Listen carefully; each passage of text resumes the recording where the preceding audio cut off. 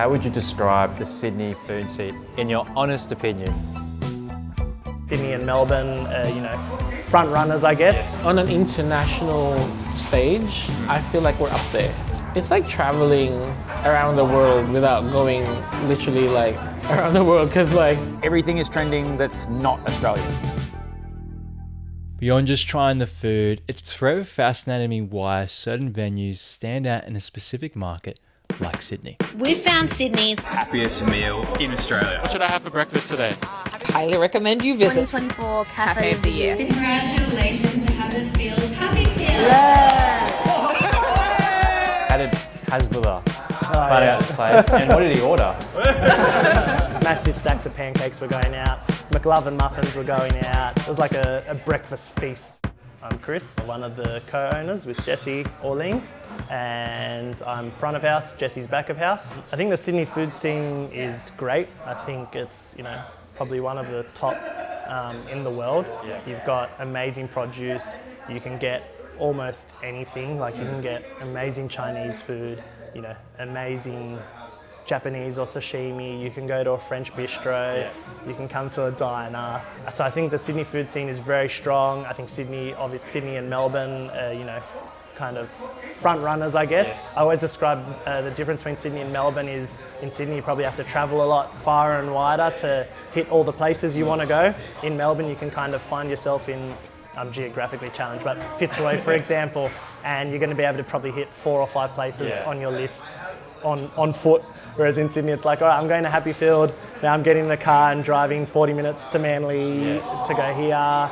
Then I'm going back to Newtown to go there, and it's like everything's very spread out. It's like traveling around the world without going literally like around the world, because like we have our own pockets of cities here, like Cabramatta and Marrickville are like Vietnamese food, and I love the fact that there's a separation. There's like northern Vietnamese food.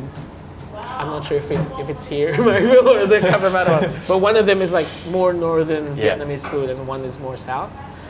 And then we have your Bankstown area, which is like Middle Eastern, and I know we're far away from the motherland, which is like the Blacktown, Mount Druitt area, and I think it's a new like Filipino town. I think Marrickville is just becoming a lot more There you go. Filo-Viet. Slowly taking over. Yeah, well that's my campaign that I'm starting. A piece of feedback I received from my report about Melbourne's scene is this. Melbourne has the best Caucasian and cafe food, but Sydney's ethnic food scene is better, before a keyboard debate broke out in the comments. Now I can't simply narrow it down to that one point to determine which scene is far more superior, but I do have 3 points in what makes a venue more memorable, subsequently elevating the food scene entirely. I'm a firm believer that sticking to a niche, especially in food, garners more attention and ultimately equates to a better product. A more diverse scene in culture and cuisine does mean a larger pool of unique concepts, breaking through the oversaturation of specific niches. This is the type of food that makes me proud to be a Filipino. My name is Kenneth, and I own Tita Carinderia in Marrickville, and I also own Donut Papi in Marrickville as well. So with Donut Papi, that's got no Philippine influence at all as much? Or? It does. I think when people know or they found out that it's a Filipino owner, it's a Filipino donut shop. Yeah. But my intention was like, no, it's just like a donut shop that's diverse. Yes. I do like ube flavors, pandan. Cool. Our reflex there is always Filipino flavor. Yeah. We don't always do it because but the intention of Donut Papi is to explore the flavors of Asia and Philippines and outside of that. Yeah. So fast forwarding to when you opened Tita's then, what was the decision behind doing something that's completely Filipino food? After Donut Papi, I wanted to open a Filipino food concept. I just didn't know what it is. And because I have this craving like every morning that there's no Filipino breakfast or Asian place that I can go to whenever I want to have like just Filo breakfast. You know? And so I was like, oh, I know it's a little bit of niche, but like Filipino breakfast. But that's what kind of switched on my brain. I was like, oh, I have to do it. We used to send each other brekkie burgers and pancake stacks and all these different food ideas and be like, oh, have you seen this in LA or have you seen this in New York? And eventually it was like, no one does this. Like, why don't we open a place that does this? And, you know, starts off just a casual conversation and then things got serious and didn't have rose-coloured glasses on. I knew we were going to give it like a very good crack. I had belief that we'd be, you know, one of the best offerings in the suburb in terms of like a full service experience cafe. There was a lot of cafes, but a lot of them were kind of smaller, or breakfast wasn't their main focus, or coffee was their main focus, where we were going to be a full food focused cafe. So I used to say I think we'll be the best, but I don't know if it'll be enough, because hospitality is so fickle that you can do everything right and tick all the boxes. But whether you've got a profitable business that keeps its doors open is a whole nother story, especially in 2024 and even in 2020. So yeah, I guess other people probably even had more belief in us than us in the industry. Good friend Phil, he was like, oh yeah, it's home run. Yeah, it's home run. He just keeps saying it's a home run. I'm like, shut up. And then we opened the doors on a Friday in October in the middle of COVID. We had limited capacity. But within 15 minutes, we were a full house and on a wait list for the whole day on a Friday. And then first 15 minutes of opening. Yeah, so we opened at like 7:28 because people were like ready to come in. And before 7:45, we had no seats left. I had a wait list printed on a clipboard just in case. Yeah. Like, didn't think I was going to need it. So we're on the wait list for a whole day. Then Saturday even busier, Sunday even busier. And then Monday we were closed, thankfully. It gave us time to regroup. And then has never slowed down since. Yeah. We had a business plan and we had all these, you know, goals on there and revenue targets and how you would run the business at this revenue mark and so on. And we hit the revenue mark we wanted to hit after 2 years in the first week. That's unheard of. Yeah, it's unheard of. So like we basically hit all our 6-month goals, 1-year goals, 2-year goals within like the first couple of months, which is crazy. Right now, it is a copy of whatever food scene around the world is doing well. Honestly, like in the last 12 months, you could look overseas and you wouldn't need to look at the Sydney food market and I could tell you what's going well overseas. Right. Raising Cane's, flat croissants, like everything is trending that's not Australian. Owned, operated, created.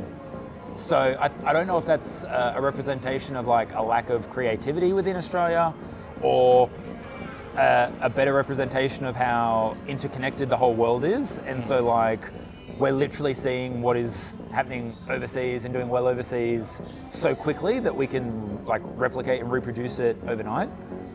But it feels to me as if the better venues are just better at copying what's trending than actually creating like original anything.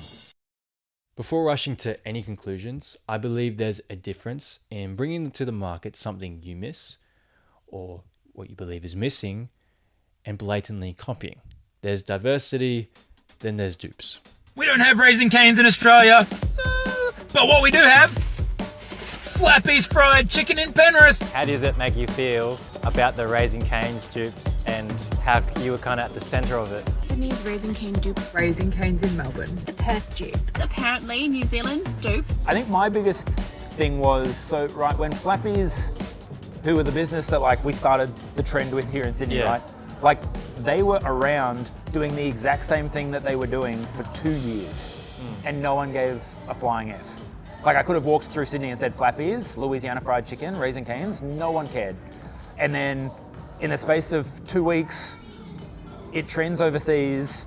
We introduce a large cup of sauce to exactly the same menu and publicly say it's Raising Cane's dupe. And it went viral overnight, like stupid levels of success when nothing else in the business changed. Yeah. So that shows me how bankable saying that something is a dupe of something else is and why it's been like this cycle of just everything being a dupe of something else.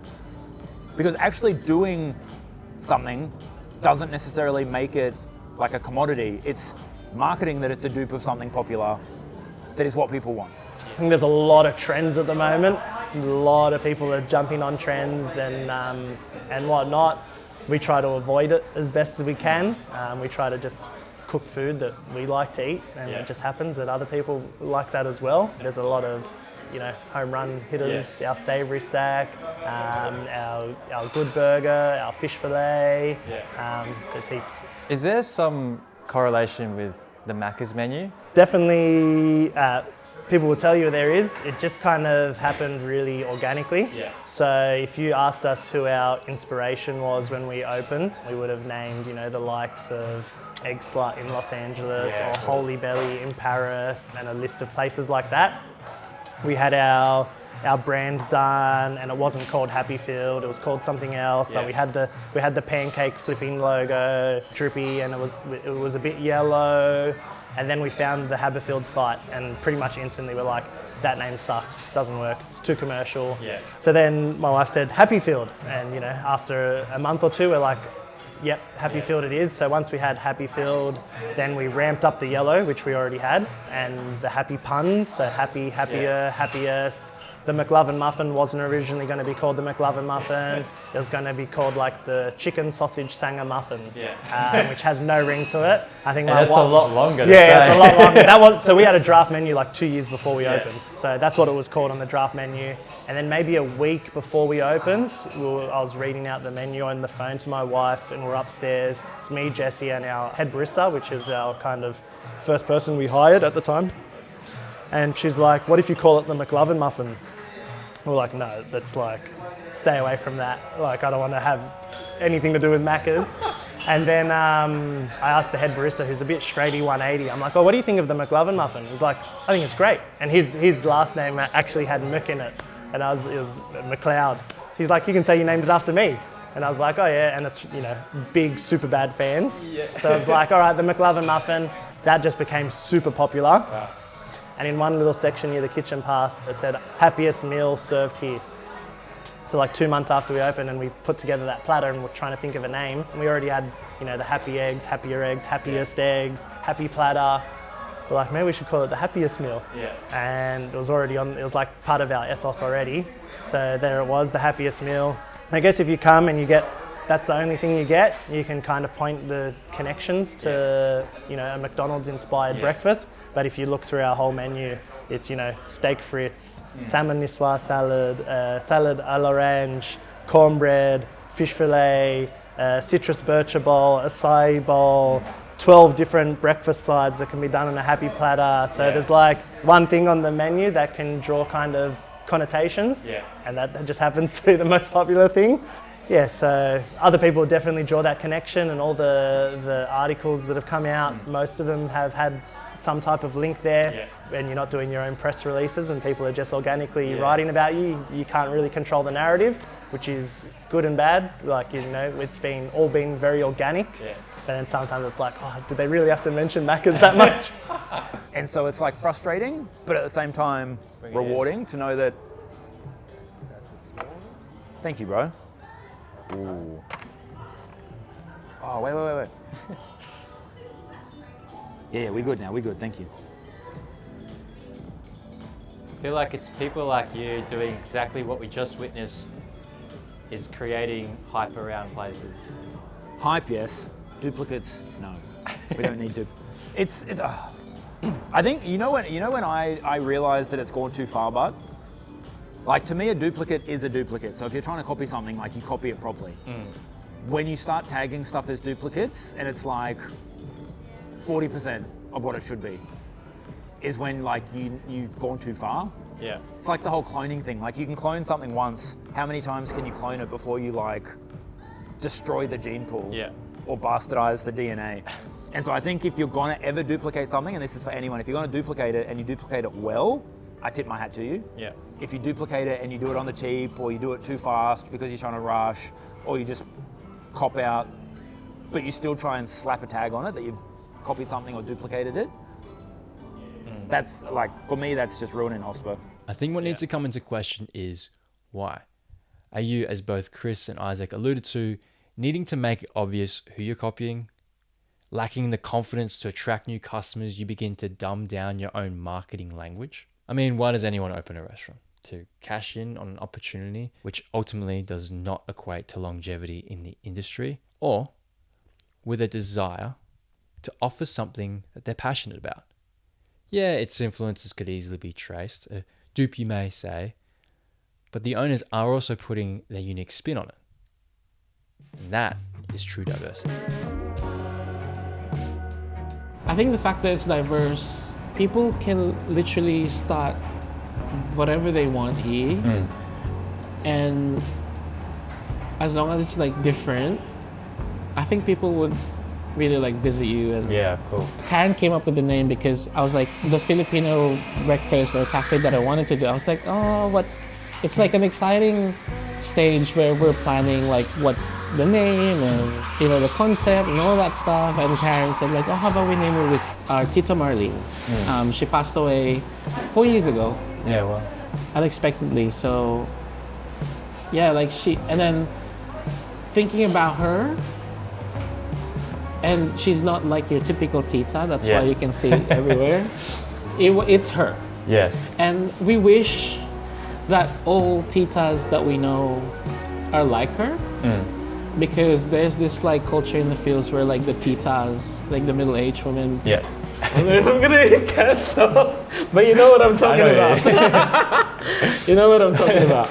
But yeah, we're like, why? Like, and my Tita is not like that. So it just kind of embodies with like everything. So like, why don't we make a concept based on her, and the food is like, you know, not your typical food. Like it's classic Filipino food, but we have our twist on it, but not too far from the original. Yeah.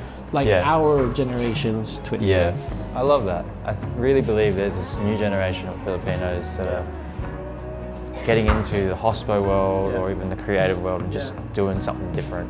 Like since we opened, obviously there wasn't very many places serving traditional style Canadian pancakes or, you know, even, you know, chicken sausage muffins. Now there is. I think we're kind of a bit of a leader in that aspect. How long do you want Happyfield to be here and the legacy you want it to leave? Love it to be here forever. We just went to LA in November, and you know, people were asking about the food scene and whatnot, and I was like, oh, obviously Sydney's got a lot and you can get, you know, a bit of everything. One thing we don't have that they do have, they have like 100-year-old food institutions where that, you know, this place has been serving that sandwich for over 100 years, or that French dip roll for well over 100 years, and it's got that authenticity to it. We've got like old pubs and whatnot. I think a lot of them, you know, the building's old, but the business isn't old, so they've changed hands lots of times and whatnot. Whereas you go to these places and it's been in the family for 3 generations, and it's like so cool and so authentic. So love for this place to be here, you know, 100 years if possible. It would be amazing. That's exciting that you want to do that. Yeah, it'd be cool.